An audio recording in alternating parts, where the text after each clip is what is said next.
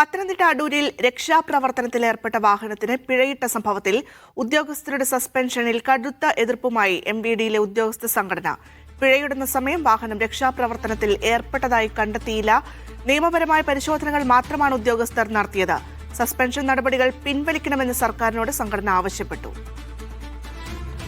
RB Sanoop ചേരുന്നുണ്ട് വിശദാംശങ്ങളുമായി. സനൂപ്, എന്തൊക്കെ ആവശ്യങ്ങളാണ് ഇപ്പോൾ സംഘടന ഉന്നയിക്കുന്നത്?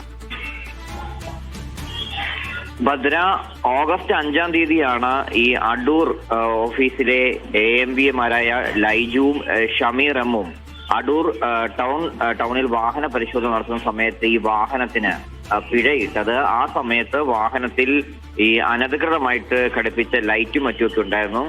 അതേപോലെ വാഹനത്തിന് പുക പരിശോധന സർട്ടിഫിക്കറ്റും ഇല്ലായിരുന്നു. ഇത് രണ്ടും ചൂണ്ടിക്കാട്ടിച്ചുകൊണ്ടാണ് പിഴയിട്ടത്. പക്ഷേ പ്രളയ സമയത്ത് പ്രളയ പ്രവർത്തനങ്ങളിൽ രക്ഷാപ്രവർത്തനത്തിൽ ഏർപ്പെട്ട വാഹനത്തിന് ഇത്തരത്തിൽ പിഴ ചുമത്തി എന്ന് പറഞ്ഞുകൊണ്ട് ഈ രണ്ട് ഉദ്യോഗസ്ഥരെയും സസ്പെൻഡ് ചെയ്യുകയാണ് ചെയ്തത്. അതിനാണ് ഇപ്പോൾ ഉദ്യോഗസ്ഥർക്ക് കടുത്ത എതിർപ്പ് ഉള്ളത്.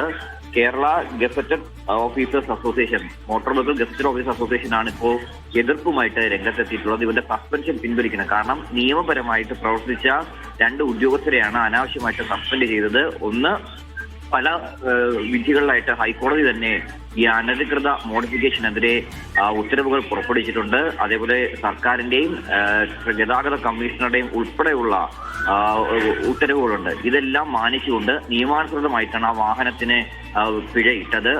അടൂർ ടൗണ് ആ സമയത്ത് പ്രളയം ബാധിച്ച മേഖല ആയിരുന്നില്ല. അവിടെ വെച്ചാണ് ഈ വാഹനത്തെ ഈ നോർമലായിട്ടുള്ള പരിശോധനയ്ക്കിടെ ഈ വാഹനത്തിന് പിഴയിട്ടത്.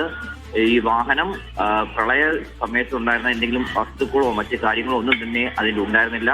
അപ്പൊ ഇതെല്ലാം കൂടി കണക്കിലെടുത്തുകൊണ്ടാണ് ആ വാഹനത്തിന് പിഴയിട്ടത്. പിന്നീട് ഈ പൊല്യൂഷൻ സർട്ടിഫിക്കറ്റ് ഹാജരാക്കിയതിന്റെ മുറയ്ക്ക് ആ പിഴവിൽ ഇളവ് വരുത്തുകയും ചെയ്തിട്ടുണ്ട്. അപ്പൊ ഇത്രയും നിയമപരമായിട്ട് ചെയ്തിട്ടും ഈ രണ്ട് ഉദ്യോഗസ്ഥരെയും വിശദീകരണം പോലും തേടാതെ സസ്പെൻഡ് ചെയ്തു എന്നാണ് പറയുന്നത്. എന്തായാലും ഇത് തിരിച്ചു എടുക്കണമെന്നാണ് ഇപ്പോൾ സംഘടന ആവശ്യപ്പെട്ടിട്ടുള്ളത്.